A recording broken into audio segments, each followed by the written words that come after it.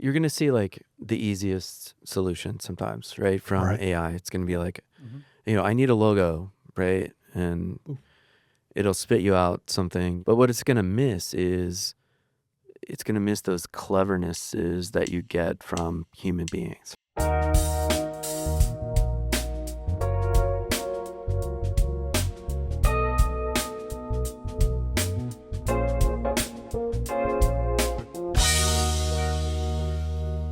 This episode is a little different. Over the course of the season, I've interviewed and had conversations with designers, educators, and all sorts of creatives. Today, I have an opportunity to speak with my business partners. So the three of us have worked together for more than 2 decades and have a opportunity to talk today. Both of my partners have been very supportive of this development of the podcast. Nick, Clint, welcome. For any who may not know who are you and what do you do? I am Nick Groh. I am one of the founders of Linespace. I am originally from Cincinnati, Ohio. Grew up in Westchester. Go on. Yeah. That tells it all. All right. Clint Woesner, also founding partner of Linespace. My role at Linespace is, I think, just kind of overall management and creative design direction. Yeah. Nick, what do you do at Linespace? We're the senior advisor, I think. So you're the old guy in the group. Is that what you're saying? The hat I wear is more of the finance, invoicing, books, and cash flow. Yeah. The heartbeat. We've worked together for more than 20 years, which is longer than some marriages. And what do you guys see as the secret? Gosh, I wish I had a great answer for what the secret is. I think, for one, I think just finding people you trust. I think that was, we kind of made a good decision there in terms of just overall chemistry Yeah. from the beginning. But then also just keeping it real throughout the years, being able to be open with each other about what we think we're doing well, what we think we're not doing well, and sort of how to improve it or what the next chapter is. I think we've done a pretty good job of just being honest with each other and open about those topics. And I think, like any relationship, the more open you are, the more you talk about things, the more you share, right? The more you work through difficult times, the more likelihood that you're gonna withstand those experiences. So Yeah. Communication helps. yeah, on for that sure. end. Yeah. Three partners having their sort of own time and space was really nice. Yeah. Kind of all to take care of the business, and we all have different interests that we pursued through the past 23 years, and kind of we didn't have to be together 9 to 5 every day of the week, right? And it's, so that flexibility of coming in and out of the office, knowing I can be out, somebody's gonna be in, made it really nice to kind of adjust or at least my lifestyle to what I wanted it to be. Yeah. That kind of gave us a bit of a work-life balance before the term was a term. Exactly. Yeah, Yes. yeah, for sure. Agree. Yeah. Nick, is there something that Clint does that's better than you? Don't worry, you're going to get to answer this question. That's a good question. I think he's a better brand designer. He understands brand and how the image of brand can be developed. I love using it, and I respect it, and I can do it, but I think he's a little better at it. That's where he runs. Do you agree with that? Yeah, I don't know. I started my career pretty much with Nick. So, a lot of what I know in the industry, I learned from him. So I think, it's a compliment to hear that coming from Nick. I do think that I enjoy working with brands. So, Yeah. I enjoy that side of it in terms of like creating a story around a brand and how can that story have meaning and how can it, translate into, interactions and touch points with people. And so, yeah, I do think I enjoy that, you know, so but that's probably why he feels that way. But like, Right. um, I that's a great thing about I think our business in our company is that the way brands translate um, through the work we do is different from project to project, Yeah. and that keeps it interesting and exciting and um, you know fun to do for over 20 years. Yeah. Yeah. Is there something Nick does that's kind of goes unnoticed as our senior advisor, senior partner, if you will, that you think he's really solid at? Well, I mean, I honestly don't think we would have survived, 2 decades without Nick, you know, in his organization and the way that he, keeps things in order and handles the finances side of it, which isn't an easy task. And, I know he, from the very beginning, he kind of welcomed that as, a challenge. But, designers aren't really built to run businesses in a lot of cases because we didn't have the training. We definitely aren't financiers. We don't understand, budgeting as well as, we didn't have that background, but, Nick does a really good job with that. And I think, keeping us sort of, on a good path moving forward and making the tough decisions, I think that's really been valuable for our business. And then, in general, I think from a design standpoint, not not the bit running the business standpoint, Nick does a good job of sort of posing the devil's advocate question. It's like it's like, you know what I mean? Like, I've Yeah. experienced yeah, that. you So think you're onto something and you're moving forward, and he's like, but what if? I just have to say it. Yeah, It would yeah, just kill me not to. yeah, yeah. Like, So he poses those hard questions sometimes, and you're like, oh, you're right. Maybe we need to rethink that. And so, that always makes the work better. And he doesn't necessarily, a lot of times when he's asking that question, he's not necessarily advocating for one side or the other. He's just looking for the best possible outcome. And the only way to really do that a lot of times is to ask that hard question or pose the opposition Right. to what it is you're doing. And he always reminds us to do that, which I think is fantastic. I think a lot of times that's the kind of questions that we don't always expect, like maybe a client will ask or some random person in a meeting will bring Yeah. up. no, I Yeah. think that comes from, yeah, it's part of my personality. Maybe it's part of my sign. But I do kind of do that with my family too. I'm like, what about look at this side of things? Or, Yeah. I guess I'm more of kind of a negotiator and kind of finding the right decision that I want it to be. It's a good it's a good quality to have. Yeah. For sure. So people see the finished work mostly, like that's what we promote a lot of times is even if we're talking about the process behind design, but what they see is kind of the outcomes. They don't always see the business behind it. What are some of the misconceptions about? You said that we're not, typically trained in running a business, but what are some of the things people don't really think about when you're talking about running a consultancy like ours?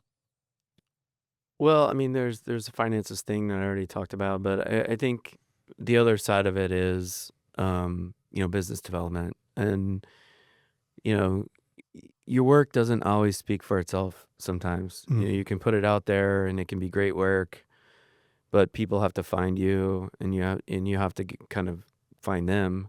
And there's others out there that have great work Similar too. quality work, yeah, or great work, even sometimes better work, right? And so, you know, the I think early, maybe early in careers, designers think, well, I can do great work, and then people are just gonna seek me out, and it's gonna be easy to get clients and things like that. But the reality is, the relationships you build are more important sometimes than the work. And so, the work's important. Obviously, that's why we do what we do. But when you can establish really good relationships with people in your industry or industries that you want to work with or for, that's why people will come back, right? Or that's why they'll refer you to someone else because they enjoy working with you.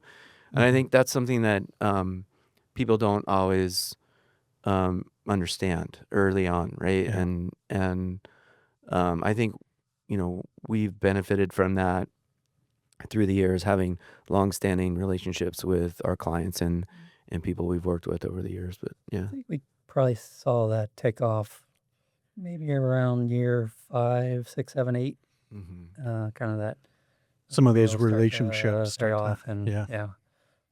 So no, I agree everything Clint said. You know, it's gotta be somebody that's likable. Yeah. That helps Yeah. too, Yeah. actually. Yeah.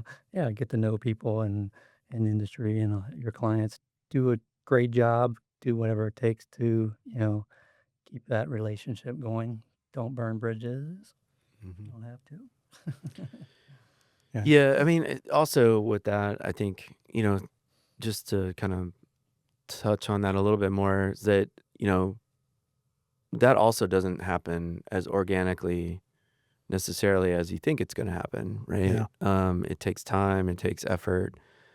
You do have to go out and meet with people and, have lunches or, get in front of them, send them emails, like remind, if you're on a personal enough, level, send a text message every once in a while. Hey, how you doing? What have you been up to? How's your family? Just let them know that it's a relationship and then, it's a little bit like out of sight, out of mind sometimes, right? People work in their own sort of environments and what they're focused on, and sometimes you just have to remind them that you're still there and Yeah. that Phone calls good too. phone I mean, calls, when I put conversations, things in the email or text, sometimes it doesn't get the full right? meaning across, Yeah. or there's just so much I want to say. It could take forever. Yeah, you don't want I that pick up the phone to be a lost art. all the Definitely, time. you want Yeah, yeah. conversations. Yeah. Call them up and I think that was voice. probably one of the hardest things for me because even though, as you guys know, I love talking, I'm not always like I always have that resistance to pick up the phone and talk. Mhm. I adapted to texting really well, but there, like you said, sometimes there's that missed. Just gets lost in the feed. Whereas, if you pick up the phone and call, Yeah. they're there. It's a actual engagement. Mhm. I'm definitely probably a more in person. Um, I don't know why the phone calls have always that's always been my Achilles heel. Oh yeah, I love So the person too. Going to a site and walking with yeah. a client or a developer, architect, whoever we're working with, and getting that face to face time whenever I get a chance. Uh, whether it's with the business development or what other parts of the building a business were harder than you expected. Hmm. That's interesting. I do think finding good talent and people that fit what you need in the office is a hard one. We've had fantastic employees through the years, and sometimes that was through referrals or relationships we already had with people. But it's hard sometimes to find the right fit, right? And somebody that really is going to contribute the way you need them to, especially when you're a small business, right? Right. Because anytime you inject a new person into that culture and environment, right, they can have a big impact one way or the other, just because there's such a small group. And you know that's it's not easy sometimes to find the person that's the right fit. I think we're fortunate to have a really good team right now, and we do have a staff, a group that we all feel really good about, and they're doing fantastic stuff. Um, but it's not that. I think that was something that I think still is a bit of a challenge. Is like where do you go? And you open up. We've done this in the past, right? You Yeah. open up the big sort of application process, and you have hundreds of applications that come in. You weed through them and try to find qualifications, and then you do these phone interviews and then in-person interviews, and you try to get a sense for somebody, and you bring them in, and maybe it's on a trial basis or whatever it is, and it takes a little while to feel whether or not that person is the fit that you were looking for. Yeah. Yeah, I agree. I'm trying to think of something else that was difficult. We just kind of met everything, head on. So we didn't think about it as difficult. But if there was one thing, I think employment would be one thing. But we knew a lot of people in the industry Mhm. that would give us referrals to Sure. somebody that knew somebody. I would say we very rarely hired somebody straight off of a resume just sent in. Yeah. And it's fairly low percentage. It was somebody knew somebody, or somebody in Mhm. the industry knew somebody that was looking around, or we knew them from previous projects. Yeah. It's kind of Yeah. almost a dating process in that sense, where it's like, Yeah. possessing the Yeah. skills is kind of like, okay, we match likenesses, things we like or whatever, but that fitting into, whether you call it our culture or just, how we work, how we vibe, Mhm. we've evolved as a company from, being a full in-house all the time studio to being a lot more hybrid over the Mhm. last few years. And that's kind of shifted how we have thought about employment, Yeah, how we've thought for about, sure. making a work culture that is not the same as an office culture. It's how we relate to each other. Yeah, it is interesting to think like early on, I think we really wanted that studio environment, and we really strived for it, and we did a lot of things to make that environment feel fun, to feel creative, inspiring. And that was part of the goal of having the business, was to have this studio environment that was going to be, good for people to work in. Um, and now you're right, it has changed. And I think, it's still there, but it's just different, Yeah. the sort of fun things that we do and that we share with our team is done through, a lot of times, through like just virtual connections, right? Through whether it be a Slack channel or, direct messaging or whatever it is, but or a video call. And that relationship building and that sort of like way we work together is still there, but that sort of like building the physical environment in which everyone, it lives in to be creative is kind of, no longer a priority. Right. Yeah. Right. We've almost kind of uh, empowered our staff to kind of create an environment for themselves that makes them, whether it's inspired or efficient, or give them some space from it. Yeah. If that's what they want. One of the reasons I wanted to have you on is because you both supported me starting this podcast. And when I first brought up the idea of starting the podcast, what was your honest reaction? Oh, I thought it was great. I think right away I was like, wow, this sounds like a pretty cool thing. Um, Good luck. I hope you can pull it off. Because it's like I think that's one thing, Max, that you and I have the ability to like brainstorm a lot of different ideas, and we have over the years, and some of them go forward and some of them don't, right? And Yeah. and I would say more of them don't than do. Yeah. And that's that. I've witnessed some of that. Yeah. Nick's been a part of those conversations. I pick and choose which ones I Yeah. involve You're with. usually in the back going, And again, that's the devil's advocate coming out again. Head down. So, devil's advocate, what did you think? No, kind of similar. I was like, well, okay. Seems like something Max would do. Why not? No, I was like, thought it's a really cool thing for you personally, and kind of bringing some attention to, our business, and as far as it's a nice social media. The aspect is, that it's more real than just, zipping through reels. You're getting kind of real Yeah. information from people. So I thought it was right up your alley. Yeah, I think the thing about a format like this, which to me is more valuable than sort of, reels on Instagram or whatever, is that you get to hear from real people, and it's real conversations. It's not, something that's produced for clicks or likes, or, this is about like getting to know people and process and the industry itself. And to me, that makes it valuable. Right. It's not just another thing that's out there just trying to get, hearts. You know what I mean? So I'm not just clickbait. You're Is what not you're saying. clickbait. Yeah. Real educational value. Yeah, exactly. So why is it important for designers to share ideas, build relationships, and kind of participate in the larger community, not just project based? I'll start. I think,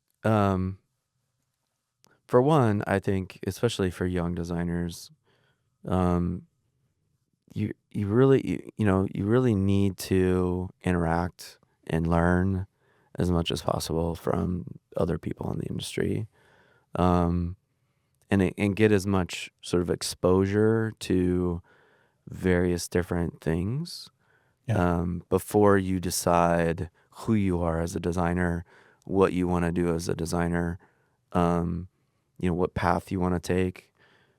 Just because there's so many possibilities, there's so many options Yeah. out there, and a lot of times, coming out of school or whatever it is, um, you don't know what those things are until you put yourself out there and learn and listen and interact with people, and that I mean, I think that's really important. And then the other side, I was going to say, and I'll let Nick answer the question, but I think,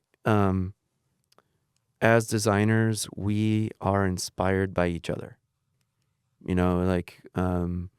It's hard, I think, no matter how creative you are or how talented you are, to consistently just invent things, right? And it's Right. like, just be like, I'm just gonna create something that is, unique and different and interesting and inspiring and meaningful and all these things, right? But you can go and explore or talk or interact and get inspired by the work that other people do, and that might, result in you doing something that's, different and unique and creative. We've all done it. We've traveled. We've had a lot of culture in our lives, in the design, but it's also kind of interesting to do something totally different than what you do professionally, and things that I do, sort of more outdoor camping, hiking, mountain biking kind of things. I think it nourishes my design process in my head for me. Just makes me more creative. It just kind of lets those ideas flow through, especially when you're outdoors and you're not, sitting in front of your screen dealing with business and design. Just let it run free. Get out there and touch grass, as it were. Hug a Yeah. tree. Hug a tree. Looking back, can either of you point to a relationship or a conference you attended or organization or any kind of introduction that may have had like a significant impact on Linespace as a business? I, I I, mean, I can't think of something specific. I remember going to ICSC with you, Uh-huh. and that was kind of an eye opener for me because I'd never been to one of those big kind of shopping conferences, and all in the retail end. Just kind of meeting people at those kinds of shows and starting to see where those feeds can lead. Yeah. It was interesting. I'd have to say that, I'll go back before Linespace in like University of Cincinnati, and experiencing different studio environments through, the co-op program, Oh, right. being able to work during school and go to these different places, cities that I'd never been before, as well as working for different types of agencies and seeing different ownerships and seeing different, work and processes and studios. And I think I was inspired by that. I mean, I think if I go all the way back to the idea of having my own studio or, developing my own design business, I think it was probably inspired by those experiences, really. Yeah. And saying, I want to create this too. I want something like this for myself, and so I think for me personally, at least, that's probably where I got inspired to just go out on my own and partner with you guys and somehow survive for 20 years.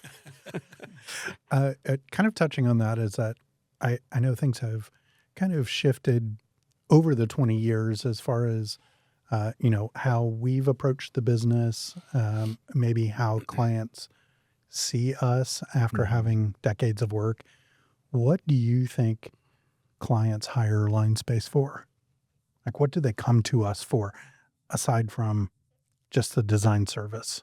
Because I there's a think lot of it's that out there. a balance, you know, between creativity and just sort of rationalness of the design process. Kind of um, you know the proposals we put together are thorough, and the work we've done in the past with them is always good. And yeah, that's really the relationship with those people. Yeah, I would say problem solving. And that can cover a lot of different areas of the work that we do, right? Right. And For sure. sometimes it's creative problem solving for brands, right? Sometimes it's technical problem solving for, you know, um, you know, circulation or functionality or even developing a product, right? It's like, hey, we have this thing, this idea, we need somebody to problem solve how to make it happen and how to get it done. I would go all the way back to early days when we were working with a lot of inventors and things like that. They Sure. would always come to us and say, I have this idea, I have this thing, it's really great, there's a need for it, but really didn't know how to make Yeah. make that happen. I mean, he could put something in front of us and ask a design question, and we are engaged. Boom, straight in. Yeah. And we're like, Yeah. it's right there. I think that's because it's what we love to do. We just turn on Well, it's when we also see that. just getting the job done, right? I mean, that's part of it too. Is like I think people trust that when they come to us with something that we're going to execute on it and we'll get it done. It's pretty rare that we don't, and I think that builds a very strong, sort of trustworthy relationship with our clients. Sure. We've seen in every end of the process, from the Right. very beginning, the very, very end, and many, many I mean, projects over the years. you think about the execution of signage at USC during a pandemic, right? That needed to cover every building, every inch, every part of the campus to inform people of a pandemic that no one really knew what was happening. There were all this new messaging, right? And you know, millions of signs almost, right? At least hundreds of thousands of signs and graphics that needed to Right. be executed and installed, and they came to us to do it, right? And that was part of it because they knew that they could rely on us to get something like that done. So Yeah, that's great. I, how would you say your definition of success has evolved over the years? it's interesting. Um, I think I think success, you know, when maybe you're early in your career, you feel like it's kind of proving your worth in a way, right? It's Right. like, oh, I want people to recognize what I'm doing. I want to, maybe even get recognition through, different organizations and things like that. But I think now, to me, success is really about are my clients, you know, happy at the end with the work that was produced, and am I happy with the work that was produced, and do I feel like it's making a positive impact on the community or its target audience or whatever it was intended to do. And I think, you know, those things, if you can check those boxes, I think, to me that's a success. Awesome. What about you, Nick? Throw that question out again. How has your definition of success evolved over the years? Yeah, I think early on was kind of recognition based. You go, Yeah. but as you kind of go through the process of building the business, it's really the books. Sure. Yeah. Sure. Do we have money in the bank so I can sleep at night? I'm sure that helps with the stress there's a level. lot of ups and downs in the company market. Yeah. But it's been good. It's a combination of that, having the right number of employees and the right type of work and the cash flow kind of just all kind of works together to make that successful. Yeah, I would agree. I'm probably right in the middle of the two of you as far as, being able to find work that not only I enjoy, but that I feel that our clients are really like finding value and, feel it's successful. And then getting paid for it is obviously a good bonus. Yeah, we do get paid for what we love to do, so Yeah. Yeah. can't be too bad. What who influenced the way you guys see the world creatively? It can be starting out or ongoing. Kind of mid-career for me, I got to work with Kit Heinrich at Pentagram very closely for about a year. And then, coming back here, we had a project with April Griman's office. The way they they approach the creative process is fun to watch and kind of be part of. It's hard to describe, but it's a little out there. So it's kind of nice to be able to kind of meet and work with people like that. Yeah, a little bit more kind of opening your eyes Yeah. to different ways to I was like, approach stuff. okay, Yeah, yeah, didn't think about that, nor would I have ever. but now you do, right? Yeah. I think it's a combination of all the different people I've worked with before, starting Linespace, or even while we've been with Linespace, because we have the privilege of working with very talented architects, interior designers, landscape architects, even developers who have a really creative approach to doing projects. I think each one of those interactions is sort of inspiring in terms of making you think about a project a certain way or a different way. I could name a bunch of different people that Sure. were No doubt. along the way who were inspiring or even just challenging sometimes, and that also can be something that builds your desire to want to do great work. And so I don't know that I could pinpoint one, but I would say the culmination of all those experiences for sure. That's great. That's great. What's inspiring you outside of design? I know you do a lot of going outdoors and mountain biking, stuff like that. But what else is kind of like just gets your juices flowing? Question. Family. I like going back to Mhm. visit my family. Yeah. The only one outside of the state of Ohio. So I've been going back almost every year for the last 30 years. I've been in California to visit family. Don't say that. You'll make us all sound bad. The kids have been going flying since they were, one, and we take them back every year. Yeah. Got to see mom. Yeah, that's a good one. I mean, I think for me, I have 3 boys, and my boys are all into sports, and so I spend time either coaching them or being around them when they're competing and playing different sports, and that's really enjoyable for me. It's an outlet. Right. I'm also kind of a competitive person, so it's fun to be in that environment outside of work in a different way. It's like, I think in a way, when you have a business or you're in design field, you are competing. Obviously you're driven to want to do something good. Um, and then that's just another form of that, but it's, more in sport and play versus, work and, that environment. So yeah, I really enjoy coaching them and being involved in their sports. Awesome. Awesome. Yeah. I have witnessed your competitive nature firsthand. Yeah.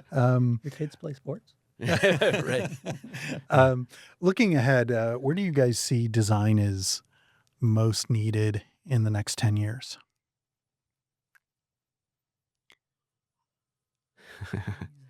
Well, I'll give you an example, and it'll be um, related to the sports thing I just talked about. My son's playing on a baseball team, and they're doing a fundraiser they're trying to go to Cooperstown next month, and so they need to raise money for that. And the group was asking, can somebody create a flyer for this fundraiser we're doing? And um, I was like, yeah, of course I can create a flyer. I'm on a business trip at the moment. I probably won't get to it until a couple days. And then almost immediately in the chat was a flyer that was created by AI Mm-hmm. for the team car wash fundraiser. And everyone's like, wow, what an amazing flyer. That's great. Yeah. Like, we're going to post this right away. And to a degree, it did look good in terms of, sort of appealing, sort of eye candy type of image Yeah. for a fundraiser. But from a design standpoint, from sort of an organization of information or a hierarchy of what you need to get as a viewer, or even relationship between content, Right. the overall sort of layout and those kinds of things, it wasn't that good, right? Sure. But the impact that it was meant to have, I think it'll probably have. It'll get attention and people will respond to it. But in terms of like quality and understanding purpose and really looking at things from a design principles standpoint, Yeah. AI, at least not now, isn't doing those things. And so we need qualified people, even if we're using AI as a tool, to be able to say, these things need to be changed. This needs to be improved, Yeah. right? To cater that piece into something that can be good.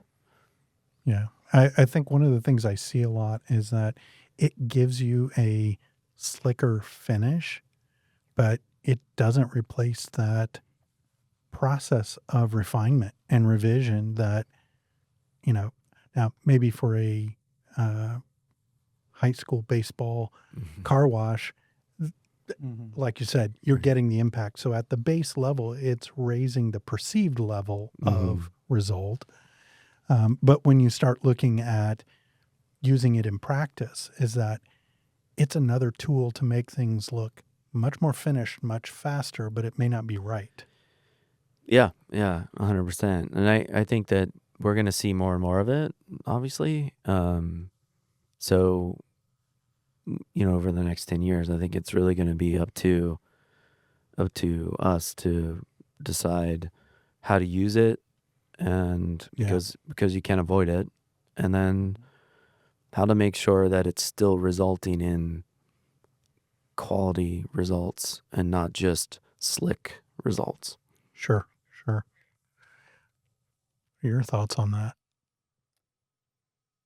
Uh, you know, it's a good sometimes it's a good starting point, sometimes it's a bad starting point. It just Yeah. depends on what you're looking for and who is using it. I think if you have a design background, it helps. I've seen a lot of non-designers kind of come and kind of use it and then kind of show it to you, or some client even starts with one. They're like, "Can you work on this?" I'm like, "This is our starting point." You're like, Yeah. "What is this? What are you trying to do here?" Right. So, and I don't think it's gonna help with our sort of our general architectural wayfinding graphics kind of thing that Mhm. is a decent size of our business at the moment. I think that will keep going. It's just gonna take that sort of human experience to be able to figure some of that out. But Yeah, I we'll think see. you're gonna see like the easiest solution sometimes, right? From Right. AI. It's gonna be like, Mhm. I need a logo, right? And it'll spit you out something. You'll enter in some key, inputs into AI, and it'll give you something. And you're like, oh, that's good logo, right? It's decent, right? But what it's gonna miss is it's gonna miss those clevernesses that you get from human beings, right? Yeah. Where you stretch something beyond the obvious, right? You're looking for meaning and purpose in something that's a little bit in a visual Right. that's a little bit deeper than just the, here's the simple, output. Yeah. And so I do think that you're going to see more and more brands that are built around sort of AI Sure. outputs. But in order for those great brands, right, to really have the cleverness and the meaning and sort of the deep storytelling, right? That's not going to come from AI. That's going to come from people. Yeah. Yeah. So after 20 plus years, what are you most proud of? Sticking together, the three of us, man. Anyway, Definitely. sure. Yeah. Yeah. It's actually been surprisingly easy. We all do our thing and we all contribute to the company. We enjoy each other's company when we're in the office. We have a little out of the office social time, but generally mostly business. Yeah. It's been good. Yeah, I think we started 2003, right? Yeah. With a 5-year plan, right? It was kind of like, we got the 5-year plan. This is what we want to do. And then quickly that 5-year plan got blown up because we didn't know what we were doing when we were planning for 5 years, right? Yeah. And circumstances and different things too sort of came up. But to have a business for over 20 years and do the kind of work that we've been doing and doing it together, I think is quite an accomplishment.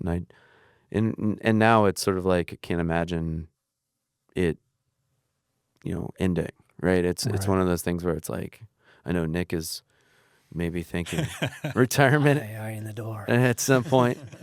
But even with that, I think carrying this forward seems like that's a pretty cool Yeah. thing. I think that's what on our to-do list as Yeah. partners is to kind of look how, as I'm aging, we're all aging. It's kind of how that's going to kind of roll out to Yeah. So the future.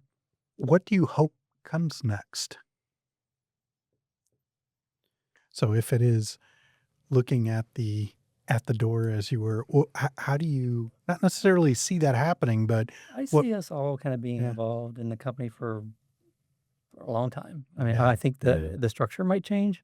Yeah. Like other partners or principals kind of coming in and kind of, doing the heavy lifting at that point, Yeah. where we're just kind of more on the outside looking in or out altogether. Don't know. What are you saying? Working until I die. No, I mean, I think, I do really enjoy doing the work that we do and being a part of this business. And so, it's even, it's hard for me to think, my dad likes to joke around. He says, "Oh, I'm playing the lottery so you don't have to work anymore," and Right. if he won the lottery, I think he would want nothing more than for me to just stop working and just, enjoy life. Yeah. But for me, enjoying life is working. I mean, I do enjoy this, and so sorry, Dad. If you do win the lottery, I'll probably still, want to do what I'm doing, and so to kind of Nick's point, I think always being involved, but not, but also being open to transition, right? I Yeah. think you have to, at some point, realize that you're handing the baton. It's, um, you're still managing the race, but somebody else is carrying it. Yeah. Yeah. Nick, Clint, thank you both so much for this conversation. Thank you for supporting this crazy idea of a podcast. And I'm Max Beach. Keep asking questions.